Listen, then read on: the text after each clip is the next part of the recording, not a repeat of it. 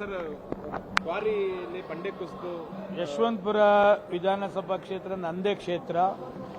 ಅಜ್ಜಿನಹಳ್ಳಿ ಗ್ರಾಮ ಪಂಚಾಯತಿಯ ಉಲುವೇನಹಳ್ಳಿ ಅಲ್ಲಿ ಇದು ಬೆಳಗಿನ ಜಾವ 7 ಗಂಟೆಗೆ ಆಗಿರ್ತಕ್ಕಂಥದ್ದು. ನಾನು ಗರ್ಭಿಣಿ ಚಿರತೆ ಸತ್ತಾಗಲೇ ನಾನು ಗಲಾಟೆ ಮಾಡಿದ್ದೆ ಅಸೆಂಬ್ಲಿಲಿ. ಪೊಲೀಸ್ ಆಫೀಸರ್ಸ್ಗೆ, ಫಾರೆಸ್ಟ್ನವ್ರಿಗೆ ಮತ್ತು ಮೈನ್ಸ್ ಅಂಡ್ ಜಿಯಾಲಜಿ ಅವರಿಗೆ ಗಲಾಟೆ ಮಾಡಿದ್ದೆ. ಜೊತೆಗೆ ಪೆಟಿಷನ್ ಕಮಿಟಿಲೂ ಕೂಡ 3-4 ಸಾರಿ ಚರ್ಚೆನೂ ಕೂಡ ಆಗಿತ್ತು.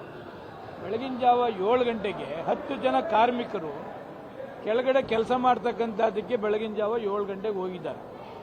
ಅಲ್ಲಿಂದ 100 ಅಡಿ ಮೇಲ್ಗಡೆ ಇನ್ನೊಬ್ರದ್ದು ಕ್ವಾರೆ.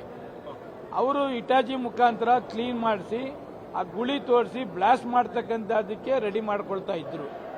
ಅಷ್ಟೊತ್ತಿಗೆ ರೆಡಿ ಆಗೋತ್ತಿಗೆ ಅಲ್ಲಿ ಮೇಲ್ಗಡೆ ಇರ್ತಕ್ಕಂಥ ಬಂಡೆಗಳೆಲ್ಲ ಕಳಚಿ, ಇಟಾಚಿನೂ ಕಳಚಿ ಕೆಳಗಡೆ ಬಿದ್ದಿದೆ. ಯಾರು ಕೆಳಗಡೆ ಕೆಲಸ ಮಾಡ್ತಾ ಇದ್ರು ಕಾರ್ಮಿಕರು 10 ಜನ ಇದ್ರು ಅಂತ ಮಾಹಿತಿ. 10 ಜನದಲ್ಲಿ ಈಗ ಆಲ್ರೆಡಿ 7 ಜನ ಸ್ಪಾಟ್ ಔಟ್ ಆಗ್ಬಿಟ್ಟಿದ್ದಾರೆ. ಇನ್ನು 3 ಜನ ಹಾಸ್ಪಿಟಲ್ಗೆ ಸೇರಿಸಿದ್ದಾರೆ. ಅದರಲ್ಲಿ ಒಬ್ಬರು ಸ್ಪಾಟ್ ಔಟ್ ಆಗಿದ್ದಾರೆ ಅಂತಕ್ಕಂಥದ್ದು. 8 ಜನ ಒಟ್ಟು ಸಾವಾಗಿದೆ ಅಂತಕ್ಕಂಥದ್ದು. ಇದು ಟೋಟಲಿ ಇಲ್ಲಿಗಲ್ ಆಗಿ ಮೈನ್ಸ್ ಅಂಡ್ ಜಿಯಾಲಜಿಯವರು ಶಾಮೀಲಾಗಿದ್ದಾರೆ, ಫಾರೆಸ್ಟ್ನವರು ಶಾಮೀಲಾಗಿದ್ದಾರೆ, ಲೋಕಲ್ ಪೊಲೀಸ್ನವರು ಕೂಡ ಶಾಮೀಲಾಗಿದ್ದಾರೆ.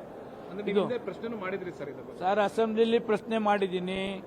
ಎಂಟೈರ್ ಬಂಡೆ ಓನರ್ಸ್ನ ಚಂದ್ರಪ್ಪ ಸರ್ಕಲ್ ಇರತಕ್ಕಂಥ ರೆಸಾರ್ಟ್ನಲ್ಲಿ ಕೂಗಿ ಸಭೆ ಮಾಡಿದ್ದೀನಿ. ಎಚ್ಚೆತ್ಕೊಳ್ಳಿ, ನೀವು ಗರ್ಭಿಣಿ ಚಿರತೆ ಸತ್ತಾಗಲೇ ಎಚ್ಚೆತ್ಕೊಳ್ಳಿ.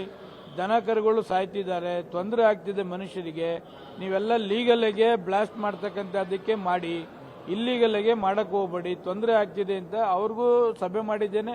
ಮೈನ್ಸ್ ಅಂಡ್ ಜಿಯಾಲಜಿ ಆಫೀಸರ್ಸ್ಗೂ ಕೂಡ ಸಭೆ ಮಾಡಿದ್ದೇನೆ. ಪೆಟಿಷನ್ ಕಮಿಟಿಲೂ 3-4 ಸಾರಿ ಕೂಡ ಚರ್ಚೆ ಆಗಿದೆ. ಆದ್ರೂ ಕೂಡ ಅವಾಗ ಹೇಳ್ತಾರೆ, ಆಮೇಲೆ ಅದನ್ನ ಮುಚ್ಚಾಕ್ತಾರೆ. ಈಗ ಗರ್ಭಿಣಿ ಇದ್ರದ್ದು ಎನ್ಕ್ವೈರಿ ಮಾಡಕ್ಕೆ ಆರ್ಡರ್ ಮಾಡಿದ್ರು, ಎಲ್ಲ ಮುಚ್ಚಾಕಿದ್ರು. ಮೈನ್ಸ್ ಅಂಡ್ ಜಿಯಾಲಜಿನೂ ಹೇಳಿದ್ರು, ಅದು ಎಲ್ಲ ಮುಚ್ಚಾಕಿದ್ರು. ಅದಕ್ಕೆ ಮುಖ್ಯಮಂತ್ರಿಗಳಿಗೆ ಹೋಗ್ತಾ ಇದ್ದೆ. ಈಗ ಮುಖ್ಯಮಂತ್ರಿಗಳಿಗೆ ಇಲ್ಲಿ ಬರ್ತಾರೆ 11 ಗಂಟೆಗೆ ಅಂತಂದ್ರು. ಮುಖ್ಯಮಂತ್ರಿಗಳ ಗಮನಕ್ಕೆ ತಂದು ಏನು ಸೀರಿಯಸ್ನೆಸ್ ಇದೆ, ಏನು ಹುಡುಗಾಟ ಅಲ್ಲ ಸರ್. 9 ಜನ 10 ಜನ ಸಾವು ಅಂತಂದ್ರೆ ಯಾರು ಕಾರಣಕರ್ತರು? ನನ್ನ ಪ್ರಕಾರ ಈ mains and geology, local police ಮತ್ತೆ ಫಾರೆಸ್ಟ್ ಅಫಿಷಿಯಲ್ಸ್, ಪೊಲ್ಯೂಷನ್, ಇವ್ರು 3 ಜನ ಮೇಲೆ ಎಫ್ಐಆರ್ ಮಾಡಬೇಕು. A1, A2, 3, A4 ಈ ಅಧಿಕಾರಿಗಳ ಮೇಲೆ ಎಫ್ಐಆರ್ ಮಾಡಿದಾಗ ಮಾತ್ರ ಇದ್ಯಾರೋ ಬಡಪಾಯಿಗಳು ಸಾವು ನಿಲ್ತದೆ. ಇಲ್ಲದೆ ಹೋದ್ರೆ ಕೇಸ್ ಮುಚ್ಚಾಕ್ಬಿಡ್ತಾರೆ. ಪ್ರಬಲ ಇದ್ದಾರೆ. ಈಗ ಯಾರು ಬಂಡೆ ನಡೆದಿದೆ ಆ ಕ್ರಶ್, ಕರ್ನಾಟಕ ಸ್ಟೇಟ್ ಕ್ರಶ್ ಮಾಲೀಕರ ಅಧ್ಯಕ್ಷ, ಅವ್ರದೇ ಫ್ಯಾಮಿಲಿ ಇದು. ಹಣವಂತರವರು ಏನ್ ಬೇಕಾದರೂ ಮಾಡ್ತಾರೆ. ಅದಕ್ಕೆ ಯಾವುದೇ ಬಂಡೆ ಆಗಲಿ, ನನ್ನ ಪ್ರಕಾರ ಸಣ್ಣ ಪುಟ್ಟದವ್ರದ್ದಾಗಲಿ ದೊಡ್ಡದವರಾಗಿರ್ಲಿ, ಯಾರು ಇಲ್ಲಿಗಲ್ ಆಗಿದೆ ಅವ್ರನ್ನ ಕೂಡಲೇ ಅರೆಸ್ಟ್ ಮಾಡಬೇಕು. ಆ 9 ಜನಕ್ಕೆ ಫ್ಯಾಮಿಲಿಗೆ ನ್ಯಾಯ ಕೊಡ್ತಕ್ಕಂಥದ್ದನ್ನ ಮಾಡಬೇಕು. ಇದು ಗೊತ್ತಿಲ್ಲ, ಇನ್ನೂ ಗೊತ್ತಾಯ್ತಲ್ಲ. ಹೊರಗಡೆ ಒಟ್ಟಿನಲ್ಲಿ ಹೊರಗಡೆಯವರು 10 ಜನ ಪಾಪ ಬೆಳಗ್ಗೆ 7 ಗಂಟೆಗೆ ಹೋಗಿರ್ತಕ್ಕಂಥದ್ದು. ಇನ್ನು ಅವ್ರು ಯಾವ ಊರಿನವರು, ಎಲ್ಲಿಯವರು ಅಂತಕ್ಕಂಥದ್ದು ಮಾಹಿತಿ ಇಲ್ಲ.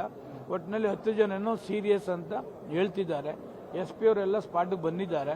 ಮುಖ್ಯಮಂತ್ರಿಗಳ ಗಮನಕ್ಕೆ ಇದು ಸೀರಿಯಸ್ ತಂದು ಮುಖ್ಯಮಂತ್ರಿಗಳ ಗಮನಕ್ಕೆ ನಾನು ಕೂಡ ಸ್ಪಾಟ್ಗೆ ಹೋಗ್ತೀನಿ. ಪರಿಹಾರ ಘೋಷಣೆ ಮಾಡುವಂತ ಒತ್ತಾಯ ಮಾಡ್ತಾರೆ ಸರ್. ಈಗ ಪರಿಹಾರ ಕೊಡ್ತಕ್ಕಂಥದ್ದು ಆಮೇಲೆ, ಇದು ಯಾರು ಇದಕ್ಕೆ ಕಾರಣಕರ್ತರಾಗಿದ್ದಾರೆ ಅವರಿಗೆ ಪನಿಷ್ಮೆಂಟ್ ಕೊಡದೆ ಹೋದ್ರೆ, ಈಗ ಮುಖ್ಯಮಂತ್ರಿಗಳಿಗೆ ಹೇಳಿದ್ರೆ ಪರಿಹಾರ ಕೊಡ್ತಾರೆ, ಅದು ಬೇರೆ.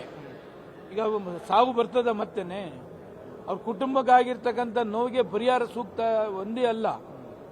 ಬಂಡೆಯವರು ಯಾರು ಇದಕ್ಕೆ ಇಲ್ಲಿಗಲ್ ಆಗಿ ಮಾಡ್ತಿದ್ದಾರೆ, ಆಮೇಲೆ ಕೇರ್ಲೆಸ್ ಆಗಿ ಮಾಡ್ತಿದ್ದಾರೆ, ಅವ್ರ ಮೇಲೆ ಕಠಿಣ ಕಾನೂನನ್ನ ಆಗದೆ ಹೋದ್ರೆ ಇನ್ನು ಮುಂದೆನೂ ಈ ಥರದ ಅನಾಹುತ ಆಗ್ತಾ ಇರ್ತದೆ, ಸೊತ್ತೋಗ್ತಾ ಇರ್ತಾರೆ, ಮುಚ್ಚಾಗ್ತಾನೆ ಇರ್ತಾರೆ.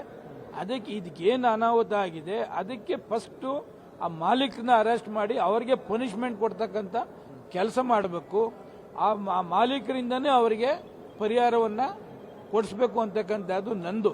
ಈಗೇನು 10 ಜನ ಇದ್ದಾರಲ್ಲ, 100 ಕೋಟಿ ದುಡ್ದಿದ್ದಾರೆ, 1 ಕೋಟಿ ಪರಿಹಾರ ಕೊಡಬೇಕು ಅಂತಕ್ಕಂಥದ್ದನ್ನು ಮುಖ್ಯಮಂತ್ರಿಗಳಿಗೆ ಹೇಳ್ತೀನಿ. ಅದೇ ಪ್ರಕಾರ ಮಾಡ್ತೀನಿ.